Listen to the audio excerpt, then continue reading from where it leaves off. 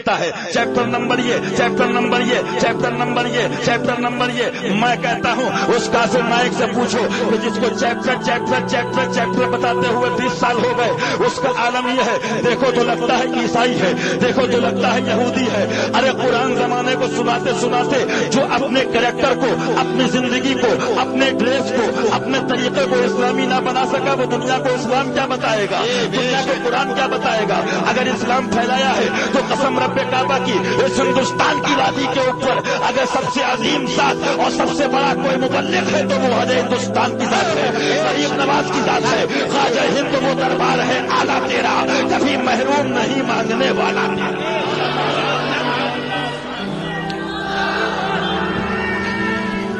या रसूल अल्लाह जिंदाबाद। बुजुर्गों की तारीख मत भूलना, मेरी एक बात याद रखना, अगर बुजुर्गों की तारीख याद रखोगे, उनसे मोहब्बत रखोगे, इंशाअल्लाह मेरा दावा है ईमान कब्र में लेके जाओगे। इसलिए कि आज के ये कटमुल्ला चाहते हैं हम मुबल्लिग बन जाएं, हम मुबल्लिग बन जाएं। हर इंसान को मुबल्लिग बनने का शौक है, लेकिन सुभान अल्लाह गरीब नवाज का तरीक़ाकार देखो, गरीब नवाज का अंदाज देखो। सरकार गरीब नवाज हिंदुस्तान की वादियों में जब आए थे तो आपको नहीं मालूम है, खुद नहीं आए थे, मुस्तफा के भेजने से आए थे, नबी के हुक्म से आए थे, नबी के बताने से आए थे। और किस अंदाज में आए थे, सजदे की बात तो की थी, नमाज की बात तो की थी, रुकू की बात तो की थी, अकीमुस्सलात व आतुज़ ज़कात के नारे तो लगाए थे, इस्ताईनु बिस्सब्र वस्सलाह तो कहा और पढ़ के बताया था।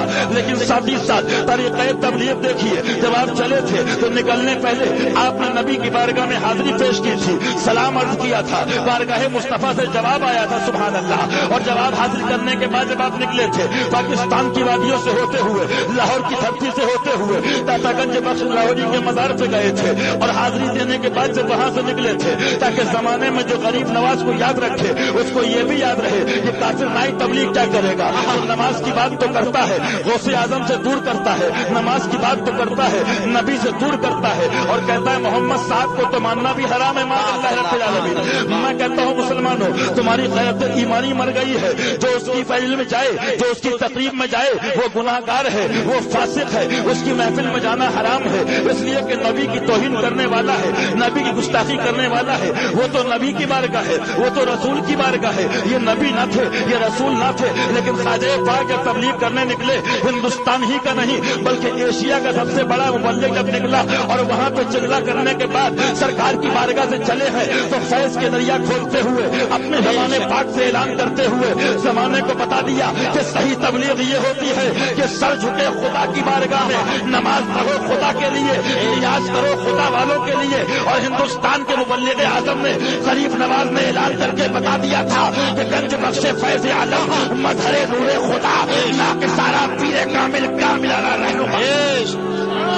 मेरे गरीब नवाज तबलीग करने आए और ऐसी तबलीग कि हम ही नहीं हमारे बड़ों पर एहसान है उनका, हमारी नस्लों पर एहसान है उनका। बताओ कौन है मुसलमान जो बिल वास्ता या बिला वास्ता उनसे फैज न हासिल किया हो। अल्हम्दुलिल्लाह हमारा अकीदा है, लेकिन मुसलमानों जरा सोचिए, आज कोशिश ये होती है बुजुर्गों से दूर कर दो। मालूम क्या हुआ, जब बुजुर्गों से दूर करोगे तो उनके तरीके से भी दूर हो जाएगा। ज़हन को हाजिर कीजिए, वरना अगर सिर्फ दुश्मनी 11वीं से होती, 12वीं से होती, खिचड़े से होती तो सवाल पैदा होता है, एक तरफ हराम कहो, एक तरफ 4 प्लेट खा भी लो मौका मिले, एक तरफ नाजायज कहो, एक तरफ खिचड़ा खा भी लो। मालूम क्या हुआ, इनके यहाँ फातहा इनके फतवे में तिलाना हराम नाजायज है, खाना जायज है। मालिल्लाह इनका मजहब देखिए आप, इसलिए इन्हें मालूम है अगर गौस की 11वीं होगी, नबी की 12वीं होगी, ख्वाजा की 6ठी होगी तो जो नए बच्चे घर में हैं वो भी पूछेंगे किसकी फातहा है अब्बा। माँ से पूछेंगे तो माँ बताएगी, कभी बाप बताएगा, कभी बहन बताएगी, कभी भाई बताएगा। जब बताएगा तो उस बच्चे में जज्बा पैदा होगा, जिसकी याद मेरे बाप मनाते रहे, आया कि वो जात कौन सी है, जिसकी याद मेरा भाई मनाता रहा वो शख्सियत कैसी है, जिसकी याद में खाना मेरी माँ पकाती रही वो जात कैसी है। तो उन बच्चों में शौक पैदा होगा, तो वो ख्वाजा पाक के बारे में पढ़ेंगे, गौसे आजम के बारे में पढ़ेंगे, आला हज़रत के बारे में पढ़ेंगे, मखदूम समना के बारे में पढ़ेंगे। और जब इनको पहचान लेंगे तो मुस्तफा तक पहुंच जाएंगे।